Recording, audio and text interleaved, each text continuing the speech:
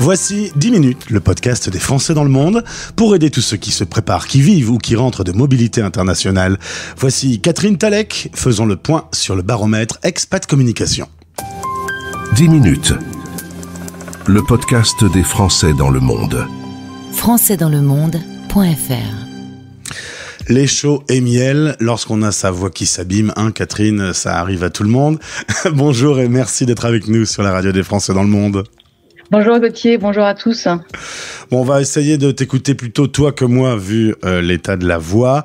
On fait un point ensemble sur le deuxième baromètre 2024 d'Expat Communication. 2428 expats ont répondu à la question « Qu'apprend-on en expatriation ?»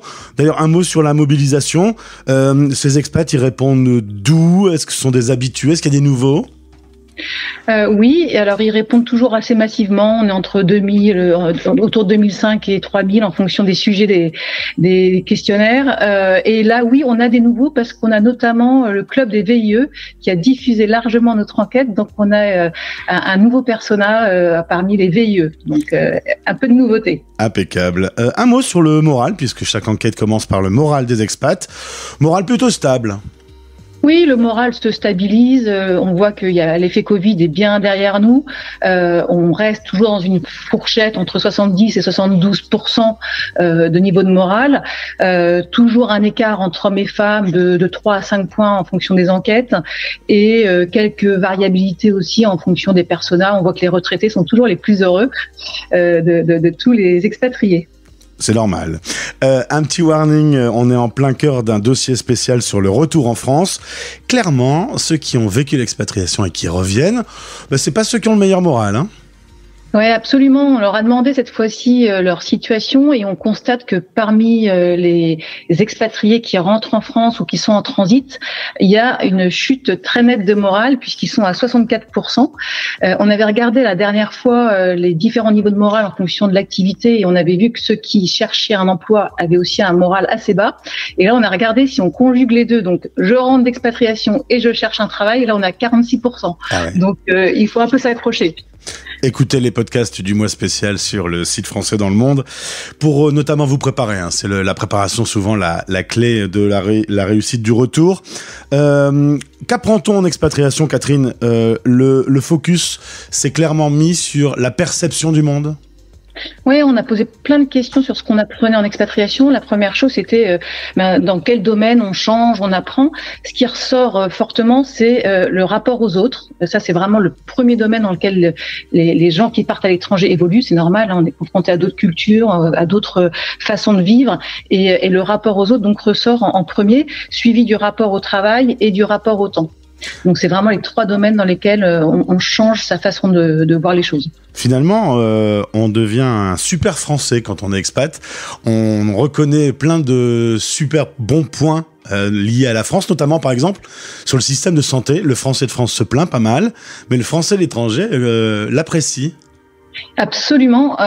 Quand on leur a posé la question de savoir comment ils jugeaient le système de santé français, les personnes qui ont répondu au questionnaire nous ont dit que dans l'ensemble, c'était un système beaucoup plus généreux que le système de santé local. Ils sont 44% à donner une note de 5 sur 5. Donc on voit vraiment une adhésion massive au système de santé français. La note générale est 3,9 sur 5, donc c'est quand même très très bien. Donc véritablement, il y a une prise de conscience du système de santé français quand on est à l'étranger. Finalement, il faudrait peut-être envoyer tous les Français en expatriation pour qu'ils voient comment c'est ailleurs et pour qu'ils se plaignent un peu moins en France.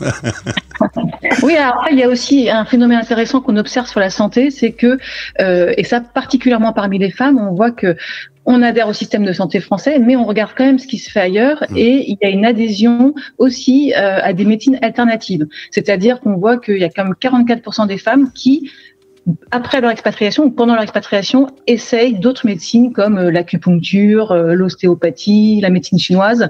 Donc on voit qu'il y a aussi une ouverture quand même au système dans lequel on vit. Un mot sur la formation. On le rappelle très souvent, notamment dans ce podcast, que se former, se préparer, c'est très important. Qu'est-ce qu'on peut dire sur la formation ? Ouais, déjà sur la formation, en termes de nombre de personnes qui font des formations, c'est 42% des gens qui ont répondu au questionnaire et 55% des conjoints. Donc on voit que il y a aussi un gros besoin de formation. d'une part pour rester connecté à son métier, puisque si on regarde l'ensemble des réponses, c'est d'abord des formations métiers qui ressortent. Pour les conjoints, ce qui est intéressant, c'est que ce sont les formations en langue. Il y a vraiment un besoin de s'intégrer et donc de parler la langue du pays. Et donc, pour les conjoints en particulier, la langue du pays d'accueil ressort comme le premier besoin de formation, le deuxième pour l'ensemble du panel.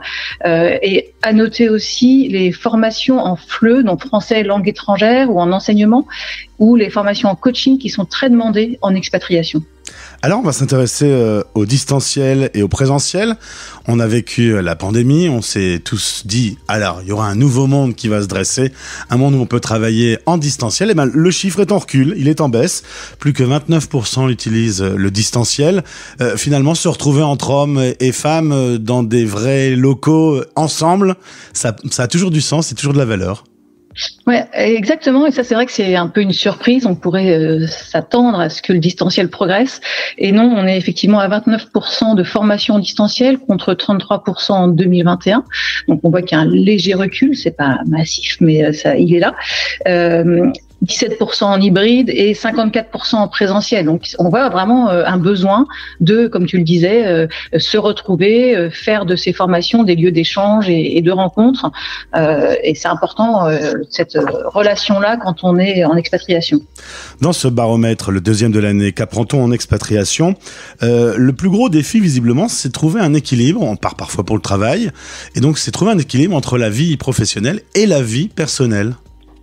Oui, on a demandé effectivement quelles étaient les plus grandes difficultés dans le domaine professionnel en expatriation. Et la première chose qui ressort, c'est cette question de la gestion de l'équilibre vie personnelle et vie professionnelle. Et ça fait écho aux résultats qu'on avait eu il y a quelques temps sur la charge mentale, où les salariés expatriés nous disaient qu'ils avaient 20% de charge mentale supplémentaire. Et donc, on voit bien qu'il y a ce conflit permanent à tout mener de front. Et donc ça ressort encore cette fois-ci. Le deuxième sujet sur lequel les salariés expatriés nous disent qu'ils ont des difficultés, c'est pour construire la confiance en entreprise. On a affaire à d'autres façons de faire. On avait vu tout à l'heure que le rapport au travail était le deuxième sujet qui ressortait, et on voit bien que dans un environnement qui est différent de celui qu'on connaît, ça prend un peu plus de temps de construire la confiance. Et se préparer à l'interculturel, c'est aussi des formations, c'est aussi des choses qu'on peut faire en amont. Exactement, c'est des choses qu'on peut faire en amont et qui aident beaucoup à s'intégrer et à comprendre comment l'autre fonctionne. Et donc, on recommande vivement. Catherine, dernier point, c'est la maîtrise de la langue. Alors, le français se plaint toujours qu'il n'est pas bon en langue. Ça se voit un peu dans les chiffres. Le besoin de formation est assez important. Ouais, le besoin d'information est important, on l'a vu tout à l'heure pour les conjoints, mais on voit aussi que c'est ce qui ressort très fortement quand on pose la question aux parents. Qu'est-ce que les enfants retirent le plus de leur apprentissage à l'étranger? Et c'est la langue, le fait d'apprendre des nouvelles langues. Et il y a une autre mesure qu'on a suivie, c'est le niveau de langue entre le moment où vous arrivez en expatriation et quelques années plus tard, quand vous y êtes là en ce moment. Comment évolue le niveau de langue? Et il y avait 40% de répondants qui disent qu'ils ne parlaient pas un seul mot du pays en arrivant. Ils sont plus que 10%. Donc, on voit qu'il y a quand même un gros effort de fait sur l'apprentissage des langues. Et de la même manière, on voit qu'ils étaient que 12% à être bilingues en arrivant dans un pays, et ils sont 30% aujourd'hui. Donc, l'apprentissage des langues, c'est vraiment la clé pour naviguer et s'intégrer dans un pays. Le baromètre Expat Communication, vital pour bien comprendre les enjeux de l'expatriation, avec des questions qui sont posées 4 fois par an. On va vers quelle nouvelle enquête, Catherine, maintenant ? Alors, on aura notre prochaine enquête au mois de juillet. Elle sera en ligne à partir du 5 juillet. Et là, elle va vraiment porter sur la vie de tous ceux qui vivent à l'étranger. Je dis les expatriés, mais les expatriés, c'est pas que ceux qui sont envoyés par une entreprise, c'est vraiment tous les résidents à l'étranger. Donc voilà, ça sera vraiment sur le quotidien des expatriés et toutes les préoccupations qu'ils peuvent avoir, aussi bien dans le domaine de la santé, de l'éducation, de la sécurité. Il y aura tout un tas de questions sur ces sujets-là. D'ailleurs, si je peux me permettre, on fait un dernier petit point sur un des chiffres qui m'a marqué, c'est qu'en effet, souvent, le Français expatrié part avec son travail, son déménagement lui est offert, il a la belle vie avec un grand salaire. C'est pas du tout la majorité de ceux qui vivent l'expatriation. Il y a les retraités, on l'a dit. Il y a aussi ceux qui ont décidé de partir à l'aventure, de partir avec son travail dans le dos, style digital nomade. Il y a quoi comme autre profil encore ? Il y a le VIE par exemple, il y a donc celui qui part poursuivre son conjoint, donc les fameux poursuivre poursuivre son conjoint, les conjoints. Il y a ceux qui partent en voyage humanitaire par exemple. Donc oui, il y a énormément de profils. Les purs salariés expatriés par une entreprise, ils sont entre 12 et 15%. On est vraiment sur une minorité. Alors que c'est l'image qu'ont les Français de France sur les expats dans le monde.